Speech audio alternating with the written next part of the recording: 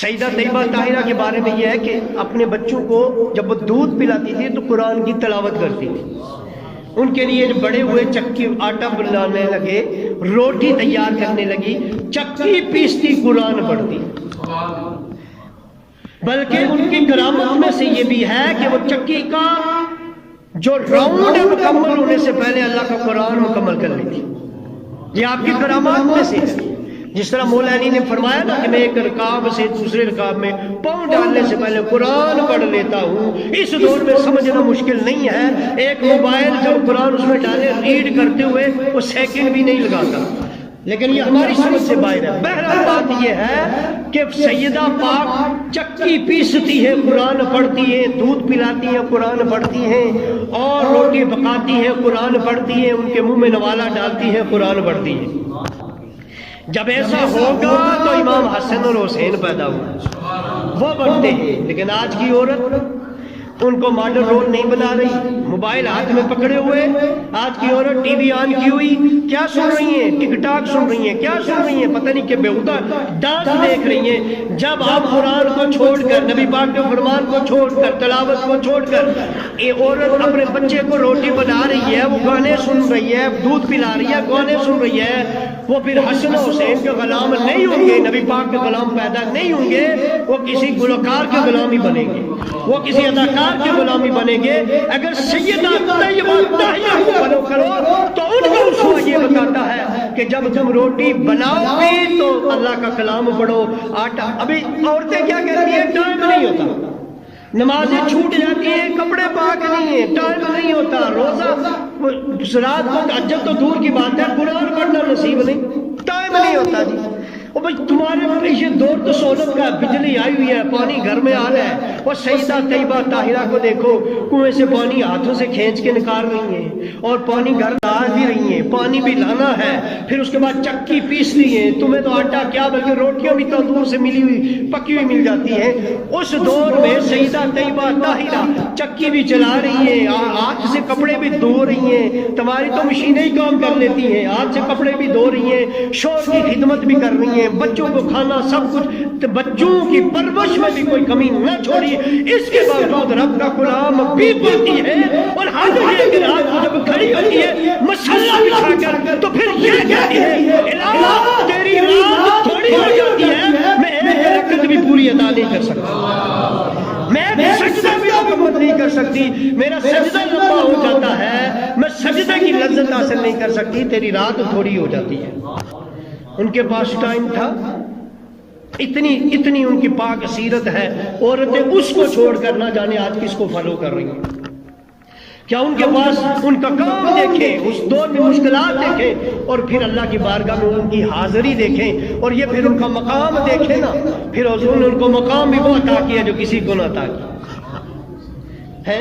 آقا علیہ الصلوۃ والسلام نے ان کو جو مقام عطا کیا وہ کسی کو نہ عطا کیا. حیات داری کا مقام یہ تھا کہ چلو زندہ ہو تو بندہ مکلف ہوتا ہے, وفات کے بعد کون سا مکلف. سیدہ حضرت اسماء بنت امیس آپ کے پاس تھی, ان سے کہہ رہی ہے کہ مجھے اب ایک بات کا خوف ہے کہ جب میرا بیماری کے دن میں جب میرا جنازہ اٹھے گا, سیدہ پاک کہہ رہی ہے کہ چونکہ جسم کے الگ کفن بھی ہوتا ہے, اس کے اوپر کپڑا بھی ہوتا ہے, حیات داری دیکھیں کہ اس عالم میں بھی جب یہ مکلف نہیں بھی ہے, آپ یہ کہہ رہی ہے کہ جب کپڑا پڑے گا پھر بھی جسم کی حیت تو نظر آئے گی, میں اس سے بھی بچنا چاہتی ہوں. آج کی عورتیں لباس کتنا تنگ ہے, ان کے مقابلے میں مرد جا رہا ہو وہ حیادار نظر آتا ہے, مرد کا لباس ٹھیک نظر آتا ہے, عورت کا بے حیا نظر آتا ہے. حالانکہ عورت حیا کی چادر ہے, عورت اسی لیے کہتے ہیں, اس کا مطلب ہی یہی ہے پردے میں رہنے والی. تو حضرت سیدہ پاک نے یوں فرمایا کہ میں اس وقت سے خوف زدہ ہوں کہ جب میرا جنازہ لے جایا جائے گا. حضرت اسماء کہتی ہیں میں نے جب حبشہ کی طرف ہجرت کی تھی وہاں میں نے دیکھا تھا جنازے کے اوپر چارپائیوں کے اوپر اس طرح لکڑی کی گول دائرہ بنا لیتے تھے, دونوں اس کے پایوں پہ باندھ دیتے تھے چاروں پہ, اور اس کے اوپر کپڑا پھینکتے تھے. حضرت فاطمہ نے یہ سنا تو خوش ہو گئی اور کہا کل میرا جنازہ بھی جب اٹھے تو اسی طرح اٹھانا. اور پھر ایسا ہی ہوا سیدہ پاک کے جنازے کے اوپر پھر وہ لکڑی کاٹ کے یعنی شاخیں کاٹ کے درختوں کی ٹہنیاں اور اس طرح گول نما گنبد بنایا گیا اور کوسے قضا کی طرح اور پھر اس کے اوپر کپڑا ڈالا گیا. یہی وجہ کہ آج بھی آپ دیکھیں چارپائیاں ایسی بنتی ہیں جنازے کی. یہ ہے سیدہ پاک کا، یہ ہے سیدہ پاک کی طہارت اور یہ ہے آپ کی عصمت اور یہ ہے آپ کی حیاداری کہ اس عالم میں بھی یہ آپ نے خیال کیا. اور آج ہمیں دیکھیں بھی ہماری خواتین کو دیکھیں کدھر جا رہی ہیں. کیا ان کے پاس ان سے بڑا کسی کا اسوہ ہے؟ آئے حضرت عائشہ پاک سے پوچھتے ہیں، سیدہ عائشہ پاک کی بارگاہ میں چلتے ہیں. عائشہ پاک آپ کیا کہتی ہیں کہ حضرت عائشہ پاک سے پوچھے کہ سیدہ فاطمہ سلام اللہ علیہا کا مقام کیا ہے؟ تو حضرت عائشہ پاک فرما رہی ہے، آپ فرماتی ہے ما رأیت احدن قط افضل من فاطمہ غیر ابیہا. حضرت عائشہ پاک کا فتویٰ یہ ہے، آپ یہ فرماتی ہیں عائشہ پاک وہ ہیں صحابہ کو جب بھی مشکل پیش آتی تھی آپ سے آ کے فتویٰ پوچھتے تھے. سیدہ طیبہ طاہرہ سیدہ عائشہ جو زوج رسول ہی نہیں ہے محبوبہ رسول بھی ہیں، وہ کہتی ہے ما رأیت احدن قط افضل من فاطمہ غیر ابیہا. وہ یہ کہہ رہی ہے میں نے سیدہ فاطمہ طاہرہ سے افضل ان کے باپ کے بعد کسی کو دیکھا ہی نہیں. ان کے باپ کے بعد سیدہ طیبہ طاہرہ سے افضل میں نے کسی کو دیکھا ہی نہیں. اور وہ کیا کہہ رہی ہے؟ سیدہ عائشہ کہتی ہیں کہ سیدہ پاک کا چلنا حضور کے جیسا، ان کا بیٹھنا حضور کے جیسا، ان کا اٹھنا حضور کے جیسا، ان کی گفتار حضور کے جیسی، ان کی رفتار حضور کے جیسا، ان کا تکلم حضور کے جیسا، ان کا انداز حضور کے جیسا، ان کی سیرت حضور کے جیسی، ان کا اخلاق حضور کے جیسا. گویا سیدہ پاک یہ کہہ رہی ہے، عائشہ پاک یہ کہہ رہی ہے کہ چہرہ بطول کا ہے حضور رسول کا ہے، چہرہ بطول کا ہے، جلوہ میرے پاک نبی کا ہے، جلوہ رسول کا ہے. وہ کہہ رہی ہے کہ سیدہ پاک حضور کی چلتی پھرتی تصویر تھی. اور یہی وجہ ہے کہ علامہ علوسی رحمۃ اللہ تعالی علیہ نے روح المانی کے اندر علامہ علوسی رحمۃ اللہ تعالی علیہ نے لکھا ہے کہ چونکہ سیدہ پاک جسم رسول ہے، حضور کی جسم کا ٹکڑا ہے، جسم رسول ہونے کی وجہ سے ان کی برابری کوئی نہیں کر سکتا.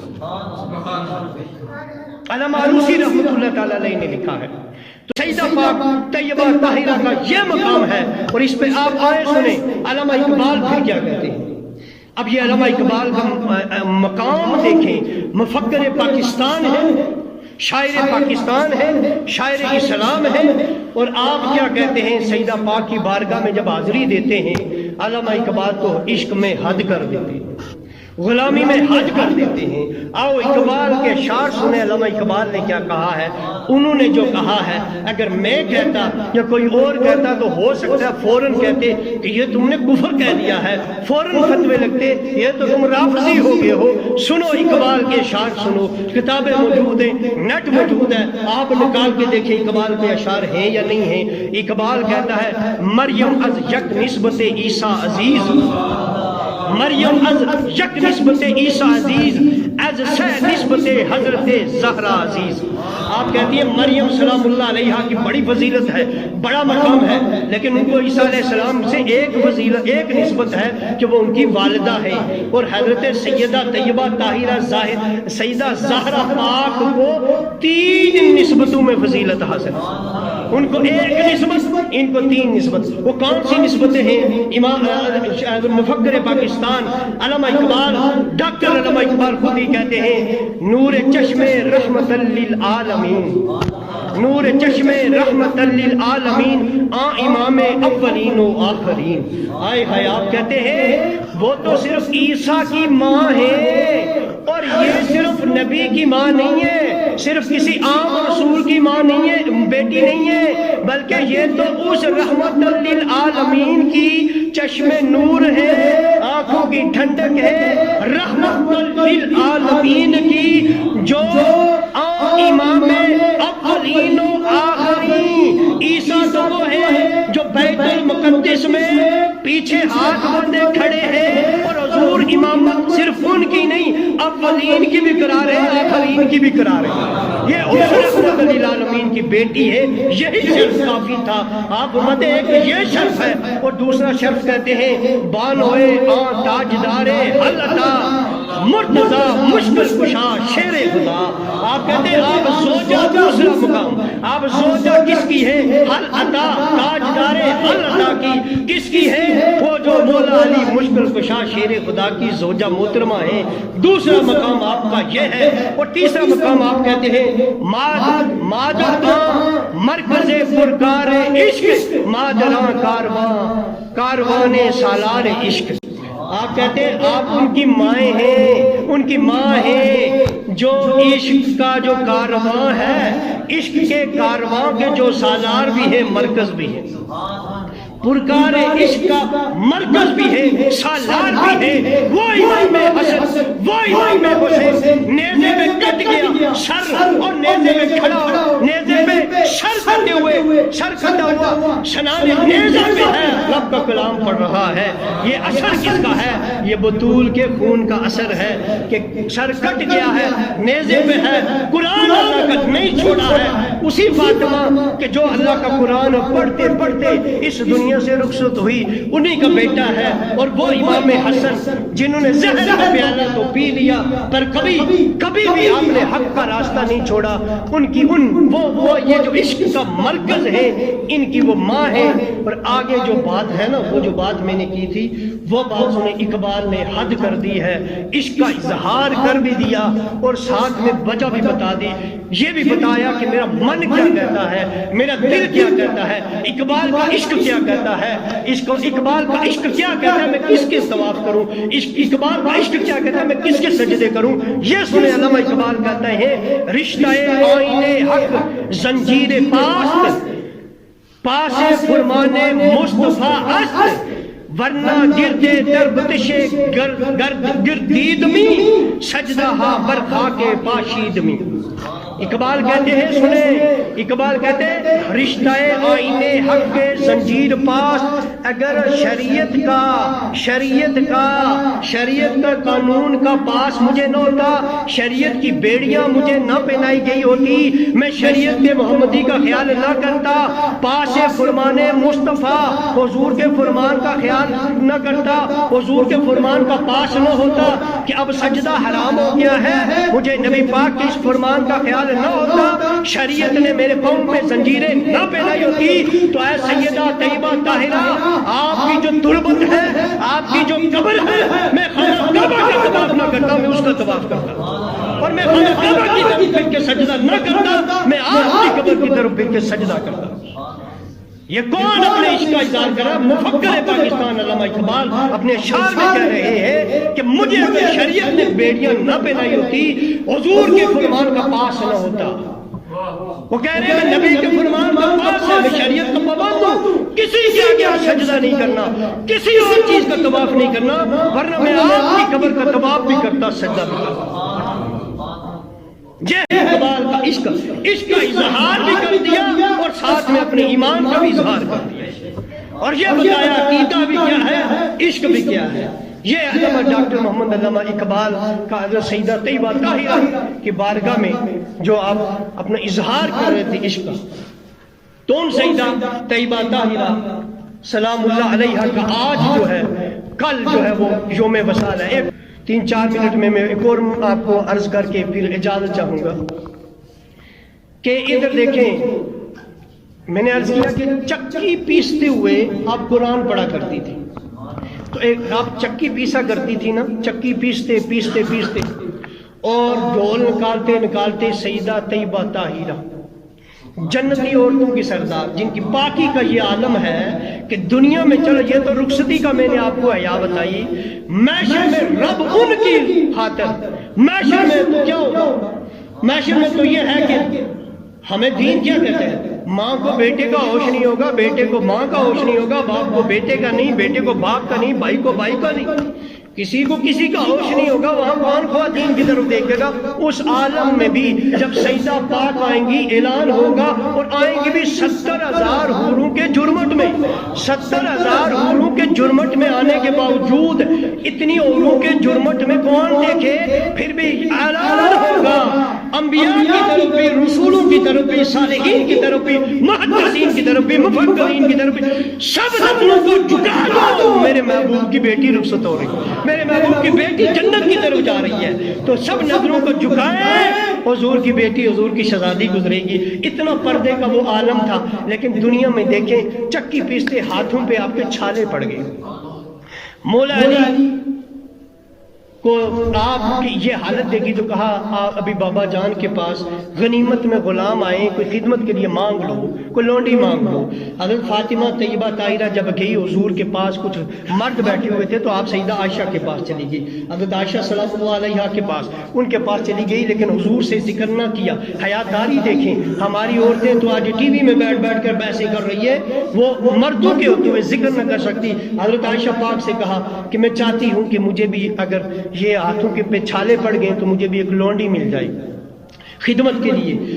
تو اس کے بعد نبی پاک جب آئے تو حضرت ایک روایت میں ہے کہ آپ ذکر نہ کر سکی، اور ایک روایت میں ہے کہ آپ نے اپنے والد کو، حضور کو اپنے ہاتھ دکھائے، حضور نے پوچھا خیر تو تھی، کیوں آئی، وجہ بتائی، تو حضور نے پتہ ہے کیا کہا؟ بیٹی وہ تو میں نے بدر کے جتنے بھی یتیم تھے ان میں تقسیم کر دی، کوئی اور ہوتا، ہم میں سے کوئی اور مال غنیمت تقسیم کر رہا تھا، پہلے بیٹیوں کا خیال کرتا، لیکن حضور نے کچھ بھی خیال نہ کیا، اپنی بیٹی کا کہا وہ میں نے بدر کے یتیموں کے حوالے کر دیا ہے، اب بیٹی تجھے میں اس سے بہتر وہ چیز عطا کرتا ہوں جو مجھے بھی عزیز ہے۔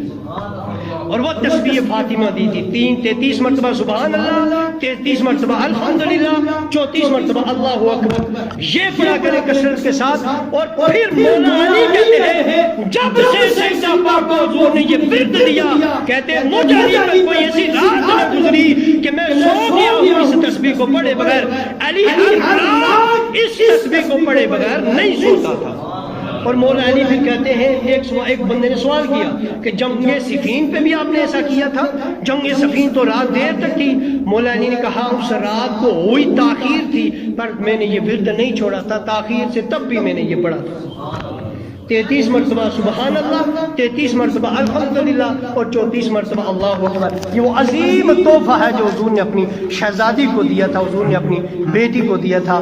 اللہ تعالی ہمیں ان ہستیوں کی سچی محبت عطا فرمائے جن کی محبت کا حکم رب کا قرآن دیتا ہے، قُلْ أَسْأَلُكُمْ عَلَيْهِ أَجْرًا إِلَّا الْمَوَدَّةَ فِي الْقُرْبَى، اور اس کی تشریح کرتے ہوئے حضرت ابن عباس کہتے ہیں خود نبی پاک نے بتایا کہ یہ ان کی محبت تم پہ واجب ہے جن کا نام علی ہے، فاطمہ ہے، حسن اور حسین ہے، اور اس پر امام شافعی کا پھر آگے فتویٰ بھی ہے۔